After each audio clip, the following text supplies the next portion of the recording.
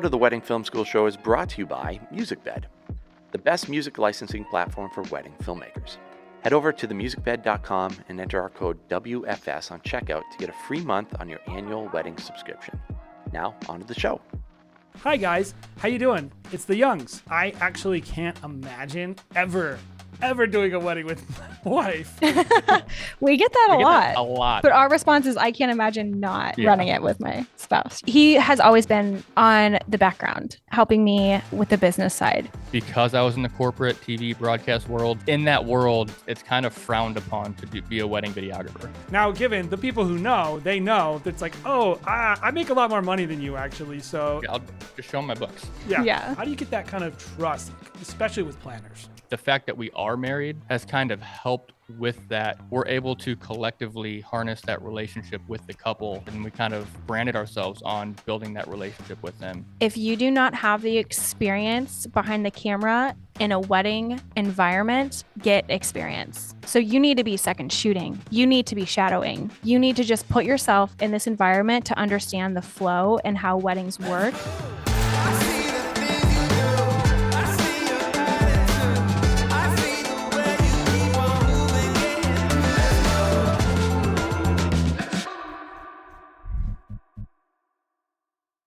Hey guys, welcome to the Wedding Film School Show. I am super excited because I have some awesome guests on the show today, but I did want to remind everyone, if you're listening to the show, go ahead, check out. We actually have a YouTube channel for the Wedding Film School Show, in addition to our traditional OG wedding filmmaking, the Wedding Film School channel. We have a channel for this show, so head over to the Wedding Film School Show over on YouTube and go ahead and subscribe. And if you want to watch this episode, if you're listening to it, I would say turn it off right away. Head over to YouTube and watch it on YouTube, because this couple, they're just beautiful. They're so amazing looking, and you're going to love seeing their smiling faces. So without further ado, hi guys, how you doing? It's the Youngs. Good. We are Hi. We are the Youngs. Yes. Hi. Yes. I'm Veronica. Veronica and Alex. I'm not Veronica. No. I'm Alex. Yeah. How are you guys doing today? Good. It's a beautiful day in St. Louis. 70-degree day in spring St. Louis. Yeah. 10 hour. you. Can't. That's the best. Yeah. Yeah. We love it. So you guys are married, Yes. and so that's always fun for me, because I actually can't imagine ever doing a wedding with my wife. We get that We a get lot. that a lot. Like Yeah. even down to, I can't imagine running a business with my wife. I get that too. But our response is, I can't imagine not running Yeah. it with my Yeah. spouse. Yeah. And there's so many people who are doing it successfully, so clearly it's not strange. It's probably actually the more traditional, historical way of actually running a business is with your family. But but when I look at it and I'm like, I just can't imagine it. So when you guys, how long have you guys been doing this for? Why don't we just start with the getting started story, the wedding filmmaker's journey. The one we've told a million times. The one Yeah. we've told a million times. Yeah. So I actually started my company as just Veronica Young Photography. Alex had a full-time job that was a video job. Yeah, I worked in commercial corporate TV video for probably almost a decade before I even jumped into weddings. Yeah. And started- it was pretty mundane every day, the same thing. I started my company in 2015. Officially 2016, you started 2016. shooting in 2015. Yeah. So then, he has always been on the background side of it, helping me with the business side. Because I wasn't business mindset forward when I started it. Like when I started it, I thought having a Facebook page was having a company. Obviously that's It not wasn't, true. That's not what that is. Right? That's not how you do that. But yeah, so he's always been just there kind of behind the scenes helping me. And then he joined on with me in 2017, right? Unofficially, we would have clients that come to us and say, hey, do you offer video? Because I'd love to book photo and video together. Yeah. And while I didn't do weddings, I'm like, well, Video. I know video like the back of my hand. That's what I do for a living. So yeah, we'll do. So we did like maybe 2 that year and a couple the year after. Yeah. But yeah, we weren't promoting it Advertising at that point. Yep. Yeah. It was just kind of like a soft launch, so to speak. Yeah. And Yeah. then, life happens, and he ended up going full time with me in In 2018, I lost my production job, yeah. and she was freaked initially, and I'm like, we'll figure this out. And then I was when full time with Veronica in photography at that she had point. quit her corporate job at that point already that year. We bought a house, Yeah. and then I lost my job, and so then I'm like, okay, let's just do this thing. Yeah. Yeah, Never if you turn back. if you want to have like just guarantee a crisis, go get into some kind of debt is required, Yeah. and then it will just magically happen. It's just Right. Yeah, Buy a house, quit your job, lose your job. yeah, it's honestly, this is cheesy, but it's so true. In that moment in our lives, it was the bigger the risk, the bigger the reward. And It just definitely paid off. it paid off for sure. I love hearing that stuff because, I think so many people in the wedding industry, I think they got into the industry somewhat,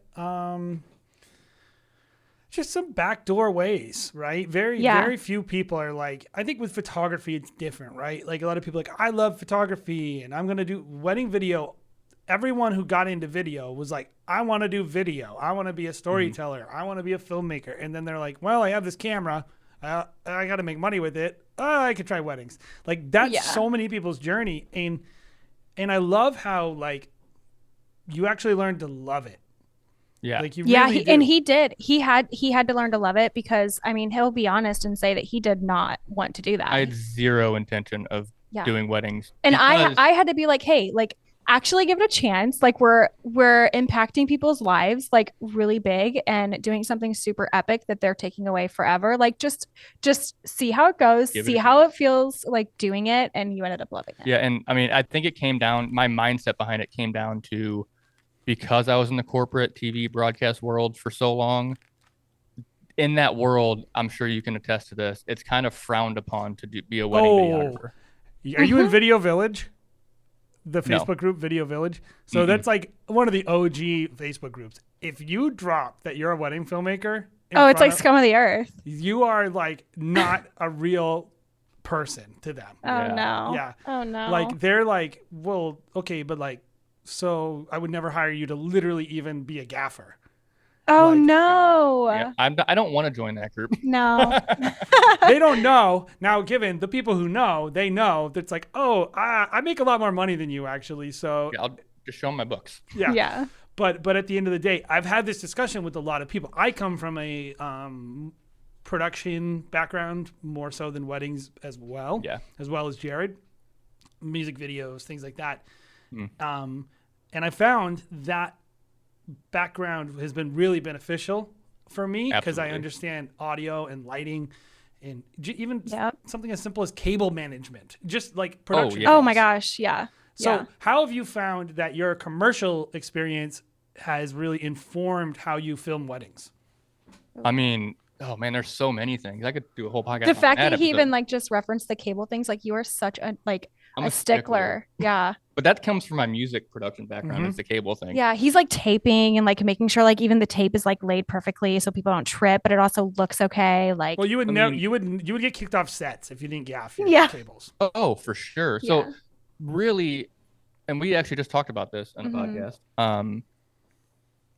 Understanding lighting is so vital to wedding filmmaking, and I feel like it's overlooked a lot of times. So when I first started bringing lights to receptions, people looked at me like I was crazy because, well, we don't do that. Well, I do that. Yeah. Or I'm looking for 4 different sources of audio from all these different places. Well, why do you need so many? Well, I need fail safes, and I need as many fail safes because I'm not controlling most of them. Our job is to make these people look the best that they possibly can. And so we know that dynamic lighting is important to be able to do that. And that's one of the main things that they have you do in corporate work. And a lot of my corporate work was reality TV based at the end. So it's stuff you can't really, quote unquote, redo. So it was as close to doing a wedding as you can without doing a wedding and it being an actual set based thing. So we'd have everybody wearing a lab. We'd have room mics. We'd have boom mics. We'd have everything set up to try to capture it the best we can, but we had fail safes all over the place and it was lit properly. And just understanding what goes into a big set like that and then understanding how to do each role and knowing in a wedding, I have to do all of that. Yeah. Mhm. Making it fit into a complex wedding day. Yeah. So just understanding that, I think, is what takes a wedding videographer and kind of elevates them, because they look at it as more of a producer role and not a videographer role. Yeah, especially when you start to get into higher end weddings. I think, Yeah. If you're working high end weddings, they're much more likely to really need pre-production, essentially. Exactly. Oh, for sure. I do find production skills really come in handy as you kind of level up. And if you're looking at yourself and you're listening to this and you're looking to get into $8,000 plus gigs just for the filmmaking, you're talking planners. You're talking lots of people at the weddings. You're talking places and locations that maybe have a lighting person coming, but they suck and they're key lighting everything but the person speaking. So you have to add light so you can Or match it's your direct ratio. overhead light. Yeah, we actually just shot a wedding a couple weeks ago that they had a lighting company come in, and they have these pin lights that are magnetic that like they could just throw up on the top of the ceiling, and It's supposed to be white. they're but supposed to be not true white, but they're not true white. They're blue. And so when we were doing test shots in the room and figuring out lighting for the speaker and things like that, that was the first thing that I noticed. And I was like, this is going to ruin their skin tones. And I'm like, I know that they paid for like these little tiny pin lights to be put up there. I'm like, but we had a planner. I'm like, I need those taken down. And like, I know that. And I explained, I'm like, this is why it's not going to look good. And she was like, absolutely, let's take them down. And so we took them down like right away. And I was like, our lighting will be enough. Well, and having a planner at that level that understands that what you're doing, they need to be able to make changes, and understands what you bring to the table is huge. And it makes a huge difference in what you're able to produce for the couple and ultimately the planner. Yeah. So let's talk about the one of the things that I think is interesting about you guys and just, a handful of people in the industry, but not, I think, as many as you would think. So at the bottom of the market, right? If you're if you're a couple booking a wedding, right? One of the first things you're going to see if you go to the Knot or something like that is combo packages from large national chains. And so I think one of the things that you see is there's maybe a little bit of a stigma, right? With offering photo and video. Now, I think there are plenty of people who do it, but I would say not tons of people who are doing it at the high end and at your level. How do you guys kind of bridge that gap and create this high-end luxury experience where you're doing both for people? How do you get that kind of trust, especially with planners? I found, and you probably have a lot to say about this too, I found that the fact that we are married has kind of helped with that, because we're able to collectively harness that relationship with the couple like we would when we first started, and we kind of like branded ourselves on building that relationship with them. But because we're married, serving married couples getting married, we're able to connect with them equally, as opposed to like just the bride or just one party. We've had a lot of grooms just completely break out of their shell Just because Alex just is because there. I was there. Yeah. And I think that like what we do is we set a very baseline standard for our experience across the board for photo, for video, and not even just like the product that we provide, but also the overall client experience. This sounds kind of negative, but I promise it's not. Because they're hiring us, we have a lot of control over a lot of the day. And that goes hand in hand with us making sure that our clients, their parents, their grandparents, everybody that we're going to be interacting with is going to have the best experience possible working with us. Because even if we did have a crap product, if we gave them an amazing experience, that's what they would take away from it. And that would make them love their product. Now, we don't give a crap product. We give a good product. It's beautiful. You guys have beautiful work. Now, do you guys find that people are, and this might be competitive, so like, no, that's okay. Coming to the door and inquiring based on photo or video more, or do they always want both? I would say actually they almost always want both. I would say 95% of our bookings are photo and video. Up front though, or after they're educated? Up I front. mean, at this point, because we've kind of branded it that way, Mhm. I'd say yeah. And it took a while for us to get there, especially with us starting as video or Photo. photo only. Okay, Yeah. let's talk about that then, because I think this is really interesting. Let's imagine a photographer's listening to this, and their husband is just bumming around the house, uselessly doing nothing, bringing no bread to the table with their camera. I know where this is going. And they say, honey, get your crap together. Help me and make video. That's a hot photo- topic. As a photographer, and maybe they're good. Let's imagine that they're good. Let's Okay. imagine they're a great Thanks for filmmaker. putting that in there.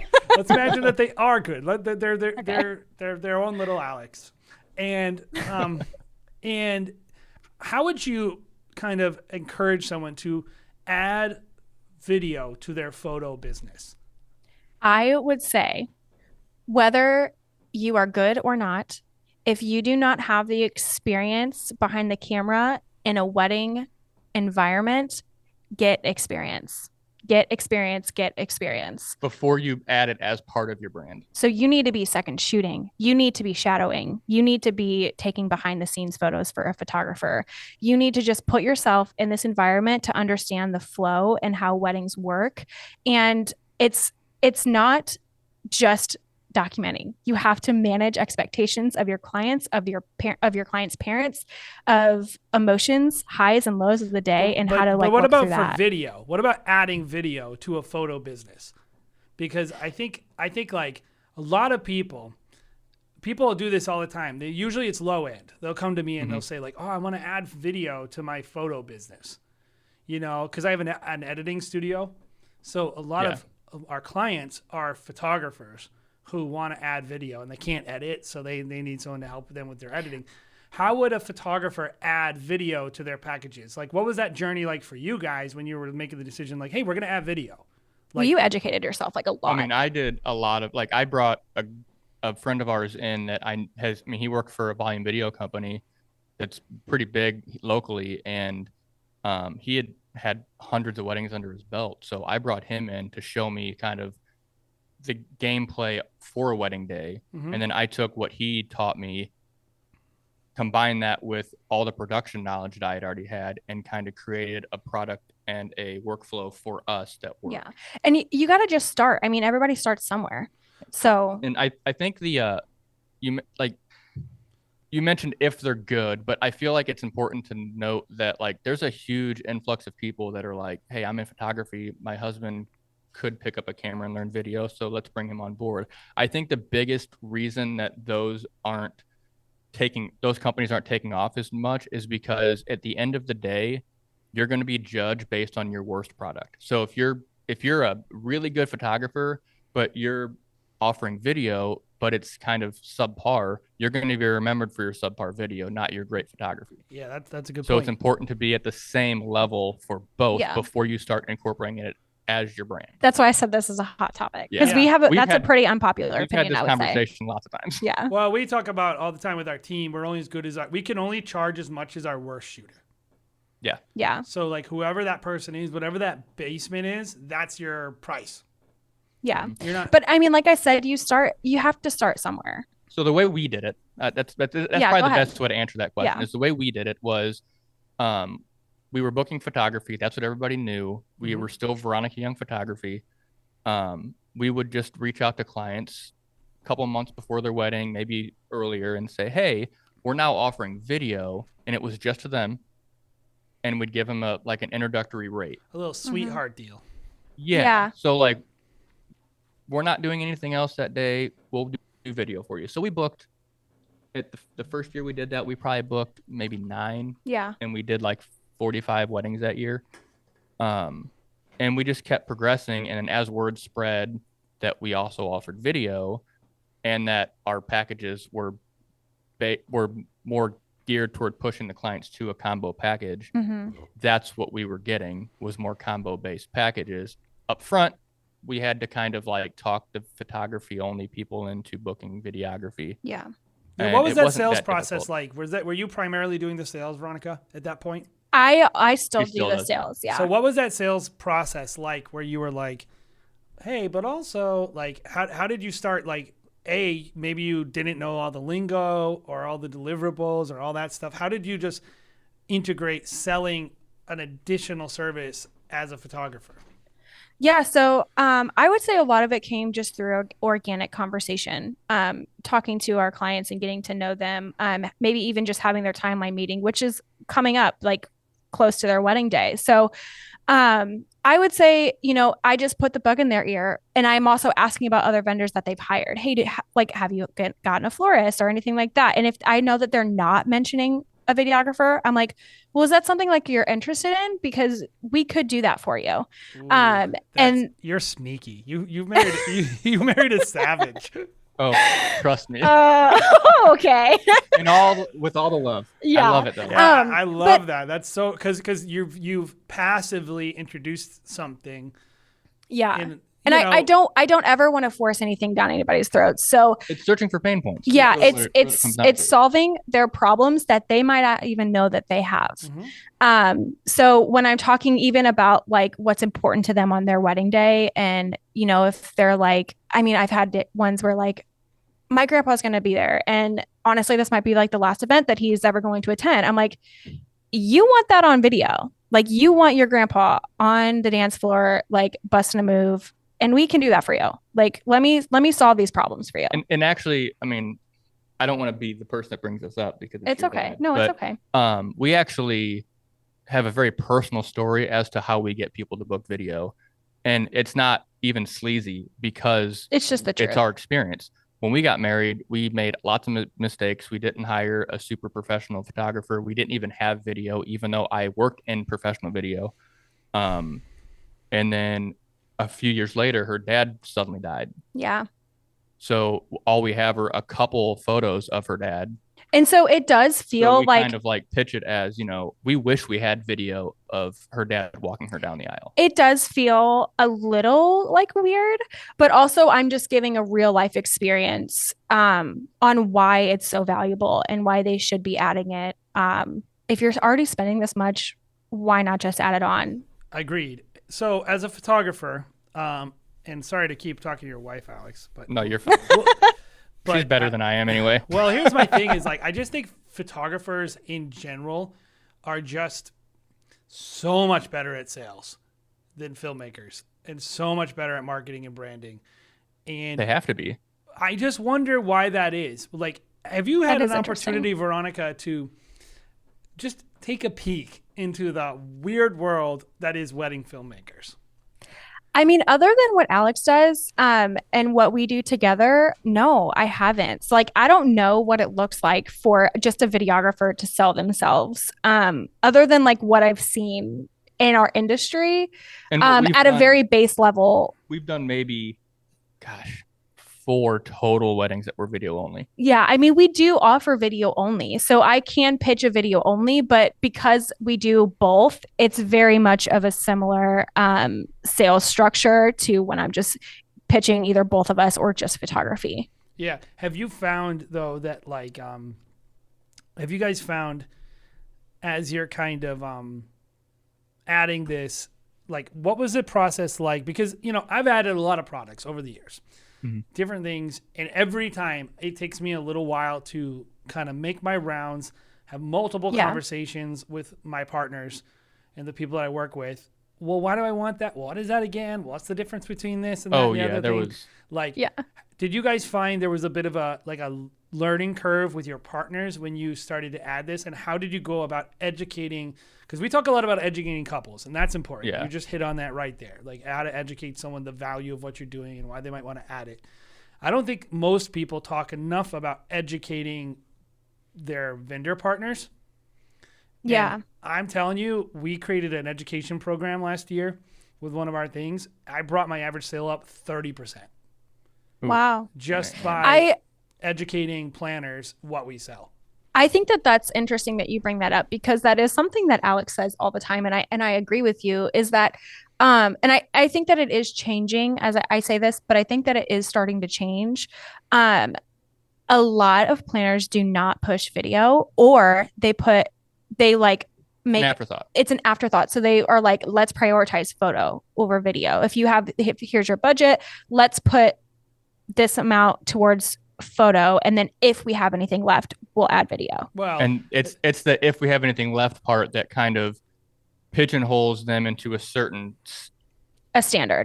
standard of video, as Yeah. opposed to if you're doing a high-end wedding, you should be getting high-end video. Well, but it makes sense for these planners because video is useless in a publication submission. It used Used to be. Well, It's not anymore. I would say, I don't know. Like, I've done a ton. I've been in Brides. I've been in Martha Stewart. I've been in all the magazines. And, like, you know, they'll put it up there, but then it's like hundreds of photos. Well, see, that's where, okay, so I'm saying it in a sense of it was useless for publications in that sense. However, because, I mean, it's 2023, the world is going video. It's already there. So if hope a that planner you're wants right. to, oh, dude, I am right. I am right. I'm confident enough to say that I am right. In general, the best content, or the most, not best content, but the most engaging content that you find on any social media platform is video content. And if a planner wants to stand out from the crowd and get more engagement to ultimately get more clients, they need to use video content. Well, and this is what I'll tell you guys. Like, when I was telling you I developed this thing, part of the program we developed is planners get same week reels of Perfect. Yeah. for their And content. we do Because that's the what same thing. photographers do. We Yep. we came up with photographers and riding their coattails, and we were like, what are they doing that we're not doing? And we would notice, like, the photographer would send them some images within 3 or 4 days, and all the high end people, that's like basically a must if you want Yeah. to be And- And I would say that is one of the things that we started to do was we recognize that it's instant gratification, and especially in a luxury market. The planners that you're working with, you have your clients, but the planners are also more or less your client at that point. Mhm. And so you're catering to them and what they need. And when it becomes a thing with video, they're wanting to showcase their work as well and their design. So we make sure that we can send them a few clips or a short reel right away. And then also it's two birds with one stone. The couple loves it as well. Mhm. And that's another like big bonus that we have is that after a wedding day, we don't have to just say, hey, we're giving a preview for photos. Hey, we're giving a preview for videos. We can stretch it out to two more days and say, okay, the following day we're going to post some photos previews. And then the day after that, we're going to post some video previews. So we're just keeping that high going. You're kind of bringing up the cohesion, right, of the brand Yeah. as one of the benefits, you know, and kind of like almost selling, hey, this is why it's great. And I've done a fair amount of weddings with my own brand as well, so I have a sense of that. But I don't definitely not as much as you guys. I would say we're 90% other people, like Yeah. So. But regardless, how do you guys find that in terms of the look and the style of film and photo, are you trying really hard to make them very cohesive, or do you think they can have their own thing going? I would say that they're pretty cohesive, and that's our goal. Yeah, we aim to do that just because one of the selling points that we have is a consistent product across the board. Yeah. So we have, we shoot all the same brand of camera. We both shoot Canon, and that's very meticulously done. So our color science is the same when it comes to color grading films and editing the photos. We also both shoot film. I shoot a Pentax and Alex shoots Super 8. I shoot a Canon Super 8. Even. Yeah, Canon Super 8. So we definitely are making sure that everything looks the same. It has the same vibe and feel to it. And then she actually also, because I used to color correct the films myself, but then because we wanted to just make sure that we matched as perfectly as possible, I feel like nobody really looks at color the same way a photographer does. And if the brand was originally based on the photography side, I want to make sure we match that. So she comes in at the end of the film and actually color corrects it to match the edits that she already did with the photos. Do you ever find that to be a little challenging as a filmmaker when you realize that they have so much more dynamic range than you do? Yeah, it's really frustrating. he'll like Or like she'll do split toning and I'm like, I can't do that. yeah, he'll like take a stab at the color correction. He'll be like, hey, what do you think about this? And I'm like, let me just like make a couple tweaks. I did have to teach her how to color correct, so I still have that up my sleeve. You had to actually. you had to teach me like the technical, like in Premiere, like this button does this and like that, and then I took it and ran. Did you find? Okay, so this is really interesting. So do you find the limitations in color and video to be like frustrating as a photographer? They are more challenging for sure. But we have figured out, what what shooting profiles like works for us now. So like in the beginning, when I started to do it, I didn't understand because I don't understand a lot about video. I know enough to like, if I had to second shoot for him, I could do it, but I would never call myself a videographer. But I would say I had to learn like why certain things didn't work. Oh, this isn't shot in log. So like you have to like add an input LUT and like this is shot in, I don't even know, raw. I'm gonna out myself here, and I'm probably gonna get blasted by all of the videographers in the world. For weddings, for this reason, I don't shoot in log except for one camera. I think I'm working on a video right now called "Stop Shooting Logs," so I'm with you because you did C-Log. Is that different than log? There's 3 different C-Log. Okay, see, I don't even know, but so on my C70s, I use the YDR because it's so much easier for her to match in post, and as long as I'm nailing exposure, it doesn't really matter. Can I ask you a question? Like, because when I look at your work, I wouldn't call it light and airy. I would probably. You wouldn't. No. That's what everybody else does. Well, I think I wouldn't call it that because when I think light and airy, I think way more blown out highlights than I'm seeing here. You guys still show buildings in the background. Yeah. I would say I'm glad you're my new favorite person because I would also not call us light and airy, and everybody else does, and I'm like, no. I would call it's got the editorial kind of luxury look to it. Bingo. That's exactly what we're going for. But it doesn't have the light and airy thing. And I don't think that brand could be cohesive. I don't think light and airy would look good on video. No. You can't because I work with a lot of film photographers and and like that's the Jose Villa thing, right? Where it's like blow out the highlights.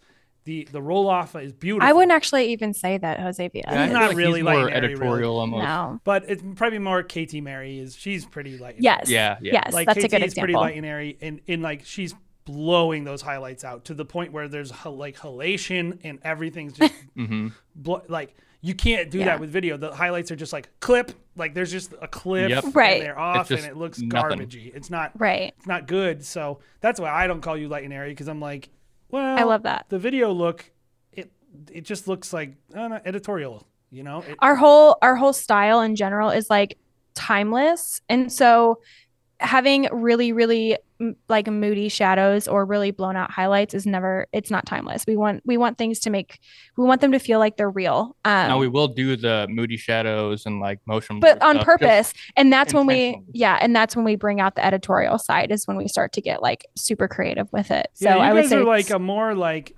you guys are doing like the drag shutter stuff a little bit, kind of like Joel and Justina, but with not quite as like artsy fartsy looking.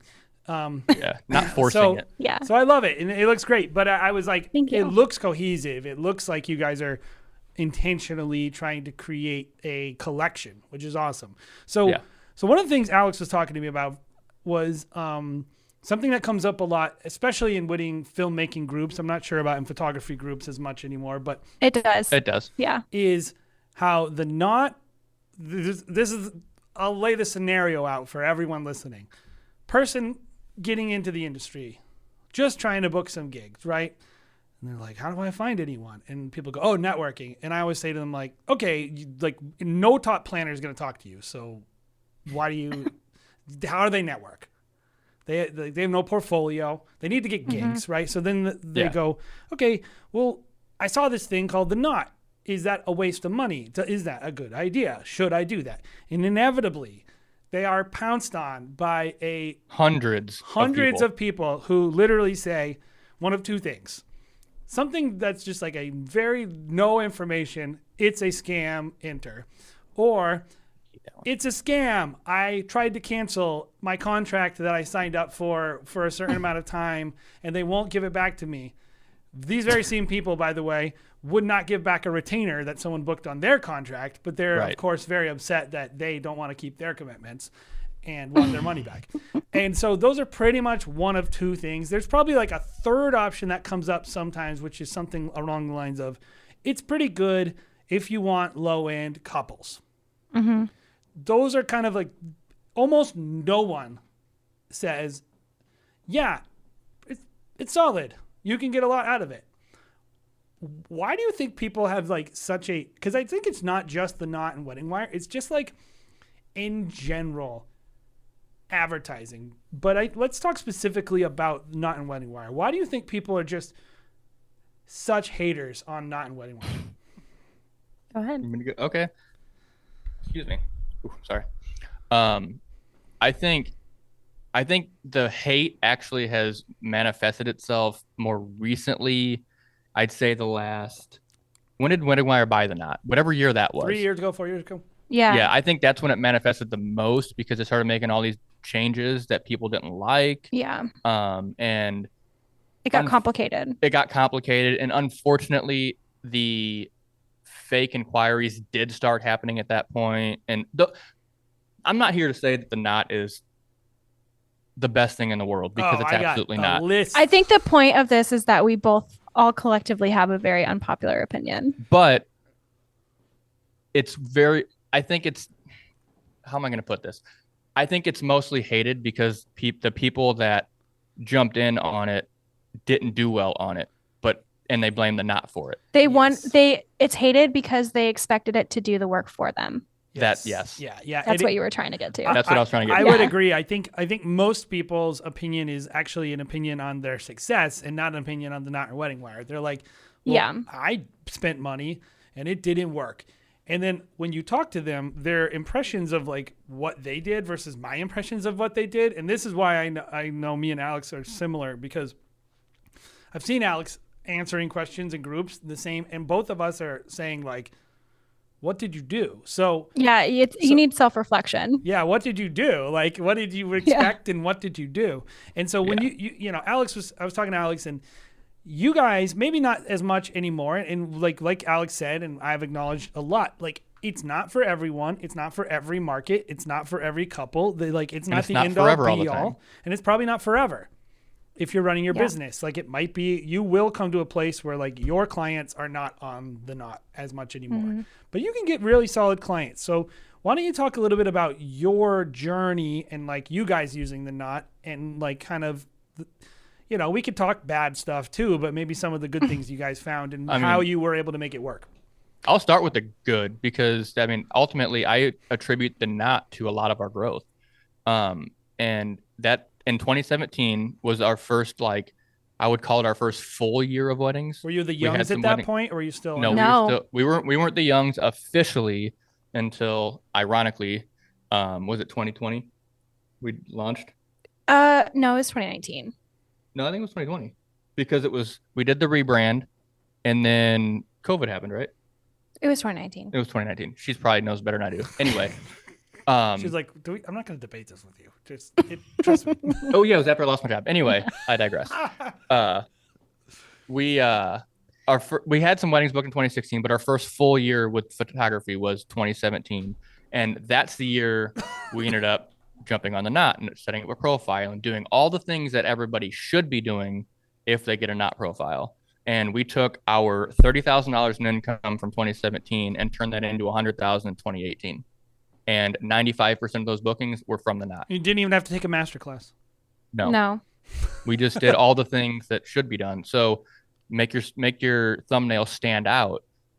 Be timely in your responding. Make sure your branding and everything and copy on your website is cohesive. It's easy to navigate. Your contact form is right there. All the information that they need to get the information to book you or to contact you is easily attainable, and they know what they're expecting and they know what they're looking for. And we did all those things, and that shows because we got bookings. Yeah, I think people rip on national chains a lot, right? Because you know, there's a lot to rip on. But one of the things that national chains all do well is they understand their audience and that they're selling, you know, B2C, business to customer. And the customer is a shopper. They're shopping. They are not on the site to get to know you. They're on the site to make a purchase or figure out if they want to make a purchase. So the amount of people I see in filmmaking, especially photography, it's just so much better, Veronica. Like, you guys are so much more savvy than us, which is why they're able to charge twice as much money for half as much post-production. But also just, I think there's a huge demand, right? Everyone wants photography. And so they just kind of have these skills that filmmakers don't have. And so, these filmmakers are going to these platforms and they're not very sophisticated in their understanding of sales and marketing. And they don't understand how to make things easy for people.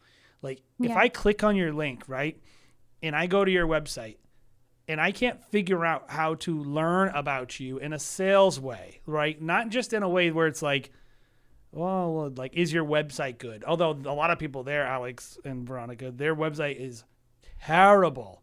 Like, so we were talking, Alex, and so about the things people need to do. So I think we should talk a little bit about, okay, the Knot, it works pretty well for us. I wouldn't say it's my number one source. There's a lot of negatives about it. I definitely think there's a cap too. But if you're asking that question in a group, you've not hit that cap. Like, if you're wondering, should I use the Knot? You're not a person that needs to worry about, you can't get high-end clients. I don't even know why people bring that up. It's like, well, you can't get high-end clients. I'm like, this dude's not getting high-end clients anyway. Yeah. Right. If he's asking about the Knot, he's not. They're getting started. They're just trying to get clients. Like, they don't have networking connections and all that stuff. There's nothing wrong with that. So if you're listening to this and you're like, okay, I need more bookings, get on the Knot. I can't think of a much better thing than doing the Knot. Like, people, when I do consults, guys, the number one thing people want to do in a coaching call is ask me how to make more money. And I'll ask them like 3 questions. I'll say, who are the top planners in your area? Who are the top photographers in your area? What are the top venues in your area? Which they never know the answer to. Yeah. Which is why they're not making money. Which is part of the problem. As I say, go learn all that. Go learn all that. Find an organic way to connect with those people. Talk to me in 2 years. Right? Yep. But I also tell them all, like, but also you should just go advertise on the Knot. And that's when, like, we do mentorships and stuff too. And so we deep dive into other people's businesses to help them grow and make more money. So go head over there, click on the link, go sign up, get a coaching call from the Youngs. All right, thanks. And that is one of the things that we offer, depending on where they're at in their business. But more often than not, they're in a place where they could really benefit from being on the Knot. And so we will highly recommend that they get on there. But we don't just say, hey, pay for a storefront on the Knot. We're like, you have got to be intentional. If you're going to be on the Knot, don't waste your time and money if you're not going to be intentional, because you have to, in order to get what you need to get out of it, you have to put time and effort behind your Knot profile. No such thing as passive income, because you have to have some sort of work upfront to make it work. Yeah. I mean, for us, that looked like not having a robotic response when people would inquire with us. We would have personal responses. And I would be very honest, and this is just what worked for us, but I would be very honest and say, hey, this is not the best form of communication for me, because it's not. And so I would say, here's our website, fill out our contact form, and let's have a conversation via email or Zoom or phone call. It's like great minds think alike, Veronica. Yeah. And because I don't want them to look at what my stuff on the Knot. My website has so much more to offer. And once you're on my website, you're going to love me. So I just got to get you there. Well, sales is all about getting someone to take additional steps of commitment toward you.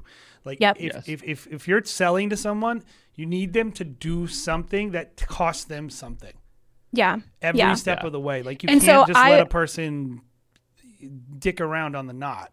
Exactly. And I would know based off if they took that step to fill out my form, I'm like, there's probably an 85% chance that I'm going to book this client because they took that extra step. That's only one part of what we try to tell people that they need to do. The other part is you can't set the Knot and forget it. You can't put all your photos or your video and forget about it, because everybody else is constantly changing. Mm-hmm. So I always say, set your profile, pick your thumbnail, do a quick scroll. If your profile doesn't stand out quickly, you need to change your because that's what clients are doing. That's what potential clients are doing. They're doing a quick scroll and Yeah. seeing what catches your eye. And If it don't doesn't put a catch picture your of eye- you.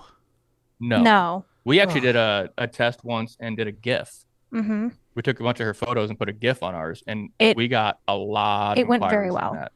Yep. I also tell people like that. You brought up one of the biggest things, Veronica, which is get them to your site and get them into your flow. But make them take that step to get out of the Knott's flow and into your workflow. Like I don't count anything as a lead until they fill out my form on my website. Yep. Yeah. Instagram. And that opens up same thing. a whole other like source of problems where they're like, well, the knot doesn't work for me. But it's not just the knot. Like, does your website look like shit? Because if it does, it doesn't matter if they found you on the knot or not. Like they're not going to book you if you have a crap website. Not even if it looks like shit. If it loads slow. Yeah. It's not Easily to Easy navigate. to navigate. There's so many things that go into it. The longer they're on your website or in your world, the more likely they're going to book. Yeah.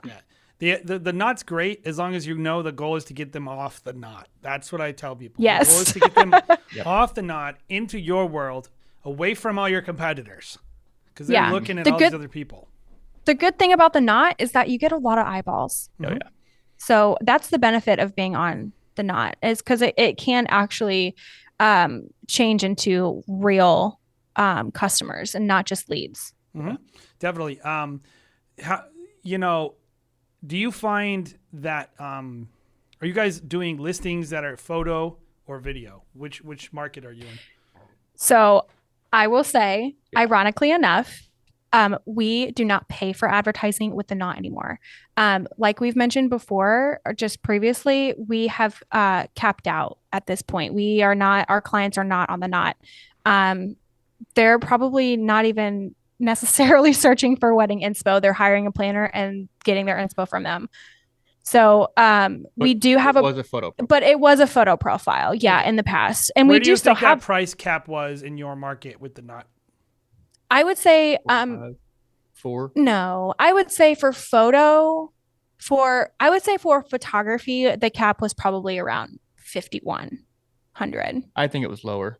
You think so? Yeah, based on the metrics as far as like how many what But percentage that we was booked. maybe 2-3 years ago. I would say now it's probably a bit higher. So what I found on the knot is we would book. That's the most likely place I'm going to book a combo pack. Yeah. And we would sell those our average sale on the knot was like 6,200, but it was for photo and video. It was like a short highlight film and like 8 hours of coverage, something like that. I think once like the stuff that I'm traditionally selling, just video packages to like wedding planners, like a 2-day destination or just weekend celebrations, you're not going to sell a $10,000 video on the knot. Yeah. Correct. But you can sell double the market average pretty consistently on the knot. And like whatever your market is, if it's $1,500, you can sell a $3,000 video. You could sell a $5,000 photo package on the knot. And like, so that when people are talking about this stuff, I'm like, yeah, it's not for every situation, but like be realistic. Don't lie and pretend like you've surpassed it, because if you surpass that market, you wouldn't be asking the question. And don't make people feel stupid for doing something that works for them. And Yeah, and it does heavily depend on your market and what the prices look like with that. So in our market, I would say we started to cap out, you might be right, Alex, between the 45 to 5,000 price range. And I don't know if we've ever, I'm sure that we did get a few combinations like back in the day from the knot, but I wouldn't say that it was many. It was mainly just photo. Well, I think the last year we were on there, our percentage went from like 95% to like 70%. Yeah. And the rest of those being word of mouth or Instagram, because right now Instagram was at one point in the 90s for us. Yeah. Instagram was at one point useful at all. Yeah, basically. I mean, it's still kind of useful for a lot of people, and we book off Instagram, but I wouldn't consider it a major source. I mean, I think the goal for all of us is to get partners in the industry that love working with us and give us tons of weddings every year, and that we can just count on. That's the goal for everybody. But if you're not there yet, I think the Youngs would agree. I would agree. The knot is a great place to go as long as you set your profile up in a really nice way And the other one is reviews. Get reviews. Oh Make my sure gosh. Oh, yeah, we didn't yes. touch on that yet. We didn't even touch on that. Yeah. Yeah. I tell people don't spend any money on it till you have at least 10 reviews. Yeah. Get a free Yeah, it's- profile and get some reviews because no one's going to book you with 0 reviews. Right. That is one thing we didn't do is get the reviews first, I think.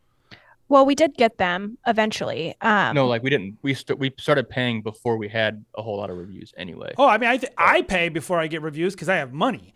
But yeah. But if you're a person that's like that, if I tell you like, hey, get a good package, make sure you're on the first page. I try to tell people get the top package if you can. Yeah. It's like, but like if you're investing money and that money is like, it's gotta work. Mm-hmm. If it has to work, if you like put that money in and like you don't know what else to do, like what you're gonna do if you lose that money, then I would say make sure you get some reviews. If you don't care and you're like, yeah, you know, like we'll try, like I'm just kind of crazy like that. I'll just throw money at things and see what happens. You know, fine, don't put in your reviews. Like, but I do think long term to have success on the Knot. Have you guys found that the reviews were helpful at least at one point in building? Well, yeah. 100%. Yeah, absolutely. I mean, honestly, the reviews are what get you the Knot award. So you literally need, you literally need 10 or 5, 10. It used to be 10. Maybe it's 5 Okay. now. I don't know. 10, Some 5. amount. Yeah, some reviews. amount of reviews to get this award, and it's guaranteed. 5-star reviews. Yeah, 5 stars, and it's guaranteed. And that, I mean, to a potential client, you winning an award like that, it looks great, Yeah, and it it does is look- great. Yeah, it's great. So They love it. it's a good thing to put money towards, That's because another thing that's kind of crapped on is the best of the Knot, because because the industry people know that it's not really that big of a deal, but to a potential client, it's They're a like, huge oh, deal. they're they the won an Knot Hall of award. They're Fame. like big on the Knot. Mhm. Well, why do you think the sketchy companies do it? Right. They know Yeah. that it works. And so if it works for them and they're not as good at this is what I always try to tell people. It's like you can hate on those people all you want, but they're beating you every day on the internet. Yeah. And so how about you like if like you're booking 15 gigs and they're booking 4,000. And it's like, Yeah. oh, it's just Right. price. It's like it's not just price. No. Mhm. It's not just price. You don't think that person has an extra $1,000 to book you? They wouldn't even if they could, because they don't Yeah. want to work with someone with a broken website or not profile or whatever, and they don't care about you or your experience or all the crap you think you bring to the table about your personality and the art you make. They're just Yeah. like at a certain level, people are just interested in like how did you make them feel before they had to invest time talking to you. And these Yeah. big companies, they show up and they show out on the Knot. Like Mhm. they do a good job with a lot of their stuff. So I wanted to ask you guys about just the work that you do in terms of storytelling, right? So you guys are storytellers in different ways, right? Yep. Obviously, photo and video storytelling differ in some ways, but there's also like ways that they're coherent and they coalesce. How do you guys find like when you're delivering these collections, right? It's like a journey, like a 360 journey through this person's day, right? How do you guys story tell in a way that the photos and the videos are complementing one another? Or are you kind of just each doing your own thing in terms of how you're crafting the story? So I would say, every wedding is different. But because we are lucky to be able to experience every wedding together, sometimes there's a moment during the day that we both already know, like, this is going to be epic for their film. This is going to be a highlight, a pinnacle of their wedding film. And so we will take that, and it even comes down to like our previews. Like that will be, we know that that's going to be in the teaser. We know that that's going to be in a preview for just the photo gallery. So that's, you might be able to explain that a little bit better, but that is one way that we know how to make it cohesive. So one that pops into my head, just because I just shared this again, we had a couple years ago. Dad is an emotional roller coaster. Yeah. Like in the most like sincere way. He as soon as his daughter walked out, he was just a puddle of tears. And we knew that going in. And that We just knew hits he was different gonna on be video, that way. right? Yeah. Yeah. So we made sure during the first look that we were both ready for it. They got all the photos of it. They got just that for video. And then he also gave a speech that he did. We were expecting the exact same thing, and we were ready to go together. So it's really just anticipating those moments and just knowing the couple and then communicating together, because she'll see something and that I may not have seen and say, hey, go check that out. Grandma's over there. Go capture that. And sometimes from a photography perspective, I can see different angles and things in a different way that he does. So I'll be like, hey, I'm photographing this in this sort of way. Let's make sure that you do it the same. So it just feels like it's the same story being told. Yeah, that's really interesting because I work with a lot of photographers, and there are times where I'm very collaborative. We're very collaborative. Anyone who's making money in this industry, you're collaborative. Yeah, you have to be. You have to be. But I also know, like, she's not responsible for my footage, or he, and I'm not responsible for their photos. And as long as they get what they want, and I get what I want, we're all happy and everything's great.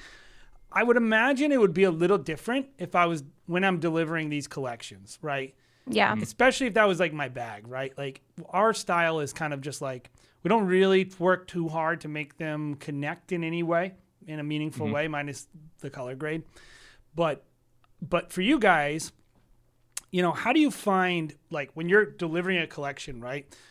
All the photos, all the videos, do you find a lot of times, like, there's just a really nice gap filling that's happening between the two deliverables where it's like the person's getting different experiences?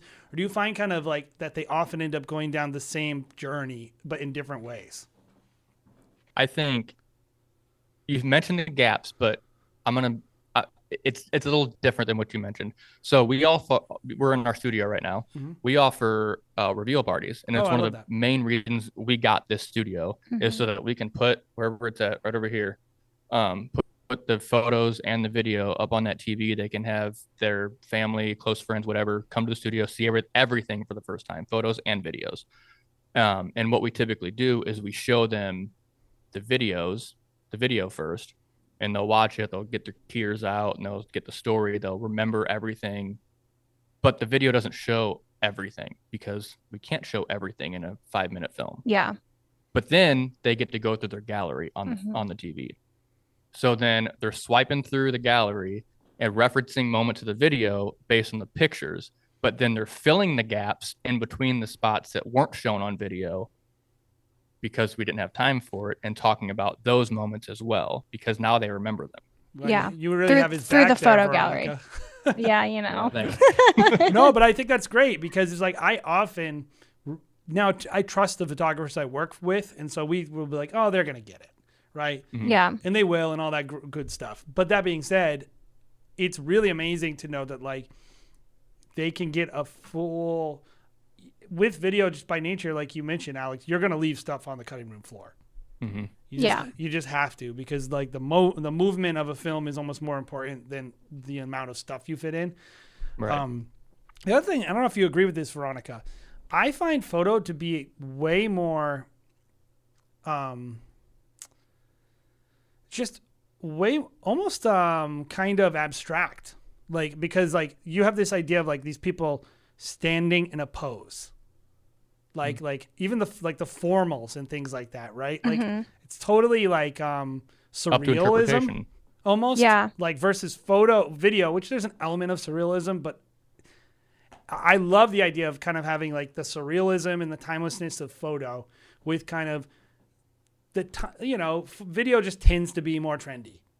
Just based on the editing tricks and stuff that you have to do and the music you pick. Everything about video becomes more dated, faster. Yeah. Mm-hmm. And so I love the idea of having both of them together. I just think it's so fascinating to have both of those angles. That's my rant about that. No, I love that. And something that I feel like is just a little bit different that we do, because I'm doing almost every single wedding with Alex, who is the lead video. I have developed a posing structure that is good for both. Oh, I love that. So I have the couple moving like almost the whole time. We'll stand still for a couple minutes, but then everything else for the wall pictures, basically. Yeah, but then everything else has some sort of movement. Even if their feet is placed on the ground, their hands are moving or their faces are moving. or something is moving on them for the video aspect, to really like create that organic like connection between the two of So it doesn't them. look But posed. then it doesn't look overposed. Yeah, I love that.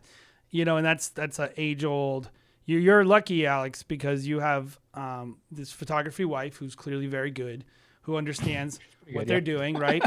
And you can just steal her poses, and she can't get Oh, mad absolutely.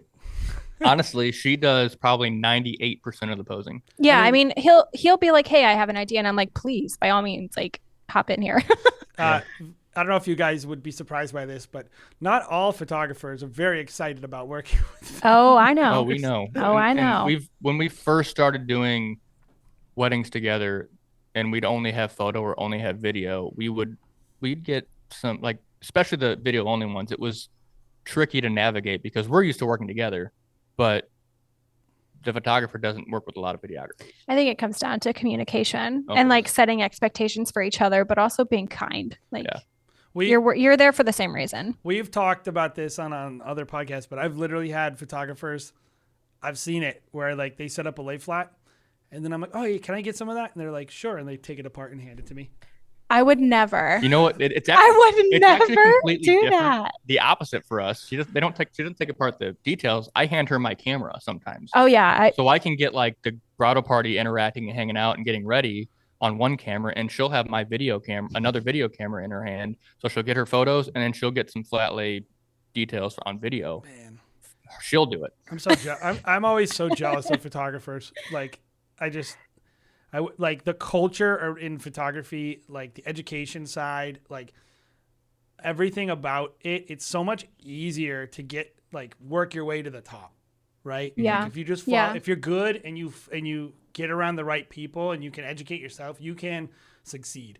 In filmmaking, one of the things we're trying to solve is the education structure is weak at best. There isn't a lot of education, and especially about marketing and sales. No one talks Yeah. to you about your branding. No one talks to you about like working with other people. So it's always awesome when I have photographers on the show, because the way that you talk about your business and sales and thinking about it in the way that you guys have built your business, it's just it's very inspiring to people. It really helps people, I think, really think about their business in a different way. And it's not just about the technical performance of making a cool film. It's about Yeah. working with people and selling something and casting the vision. So I'm really grateful to have you guys on the show. Super, super amazing content that you guys are making, of course. But you also offer your work, your coaching, and your mentorship. So why don't you tell everybody a little bit about that, if anyone's interested? Because there's probably some couple listening to this who do photo and video, and they would love a mentor like that. Maybe someone who's a photographer looking to add video, whatever it is. But tell people about your mentorships. So I will say, we just recently did a mentorship with a husband and wife team last year. She's a photographer, he's a videographer, and they did the mentorship with us. I'm going to just toot my own horn for like 2 seconds. I love that. They did the mentorship with us with the goal for him to be able to quit his full-time job and make photo and film their main source of income. And we just found out that like a couple weeks ago, he did quit his full-time job, and they are full-time photo video. And that just makes my heart so happy. And they were one that she was a solid photographer, really good. He kind of was introduced to videography, so he had a lot of work to do. So I did a lot of that, like helping him improve his storytelling and his video and on that side of it, in addition to all the other things. And he took that and ran, and they did great. And now that's their job. I would say at the very basis of our mentorships, they're very much structured to what that person needs. So we do have like a baseline price, but really our packages are super customized to what they need and what they're trying to achieve out of the mentorship with us. So we always start with a discovery call. What are your goals? Where are you trying to be? What are you struggling with? And then we'll take that and kind of develop a customized plan for you. We have actionable plans and mentorship calls throughout a certain amount of time based on what you need, and follow-ups and things like that. And we give like homework and if they're local, we'll have full days sessions in the studio, or that you can fly to us if you really are like set on doing that, and we can spend a couple days here. And really, when we ask the questions, we almost always get somebody that thinks they know what they need, and it's usually right, but only partially right. Yeah. And we'll do some reconnaissance and be like, that's right, but you should also look at this part too. Yeah. I always just tell people like, hey, I don't know, man, just get good. And that's the end of my, that's my coaching call. Yeah. I actually came from, I used to teach also, like high school. I taught high school. I health. taught high school too for 10 years. Did you really? I didn't do it very long. And 'cause I was a musician, a session musician. So yeah, I do all the things. Yeah. I didn't really enjoy very teaching high helpful, school. by the way. Very helpful in our industry. Oh, Yeah. if you're a musician, you're gonna have an edge for sure. Alex can play every instrument under the sun except for the second time you saxophone. mentioned We just talked about that actually. Yeah, he's very talented. But yeah. So what was I saying? I don't know. something. You were Something saying about something. you were talking about. I used to teach, so we're passionate about helping people. And you mentioned that it's inspiring to see how we're doing things. And honestly, that's kind of why we kind of pushed into YouTube, and what our YouTube's kind of blowing up at the moment, which is amazing. Little plug. like all the plugs. Like, listen, people don't go on podcasts just to talk. They got things. Right. They got things to plug. Well, our YouTube's Yeah. blowing up, so if you're not there, you're missing out. And the big goal there is to show our work, but primarily to just kind of give education and insight and from our perspectives and what we've experienced, just so people can either be inspired by or learn from, or both, just so that more people can be in the industry and be successful in the industry. Yeah, for sure. I love that, guys. Thank you so much for coming on the show.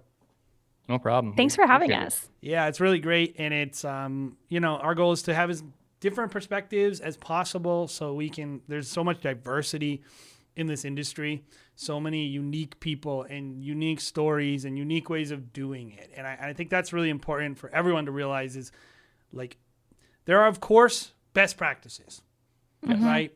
And there really are. So you can't just do whatever and make it, but there's a lot of ways to skin this cat. And so we're always trying to encourage people, hey, check out this model, check out this model, check out this model. And you guys, you're very unique in the industry, and I'm very appreciative of having you guys on. If you enjoyed this show, by the way, if you want to help us out, go ahead, give it 5 stars. Check out our, like I said, our sister channel, The Wedding Film School Show, or our main channel. And of course, on the main channel, you can join as a member if you want to support us financially, which, a lot of you have been gracious enough to do. We also do weekly film critiques live on YouTube. So if you want to submit your films, head over to weddingfilm.school. And of course, we offer mentorships as well, but I don't know why you would want to do a mentorship with me when you can call the Youngs. So head over.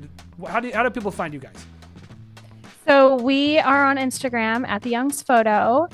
Same on YouTube. It's at the Youngs Photo. Yep. Facebook is kind of meh. It's just the Our Youngs Photo, primary so. is Instagram and YouTube, but we're Yeah. on all the things. It's Young's Photo Film, I think, on I Facebook. think on But there is Facebook, yeah. another Young's Photo and Film somewhere that you might accidentally end up on, but look for our faces. Yeah. They'll Yep. be there. And We're how do at they the sign up Youngs for a Photo on mentorship? Is that Instagram. on your website, or do they just DM you on Instagram? I would, Just DM us. yeah, just DM DM us us. on Instagram. That's the quickest way to get in contact. They're so it's one of those things that it's so customizable because everybody's a different spot and needs different things. Yeah. That just hit us up and we'll go from there. Love it, guys. Thank you guys so much for coming on the show. Like I said, if you love it, then go ahead, tell people that you love the show. And of course, go check out the Youngs. And if you want a coaching call, set one up for them. They'd love to do a mentorship. Thanks, guys. Have an Absolutely. awesome day, guys.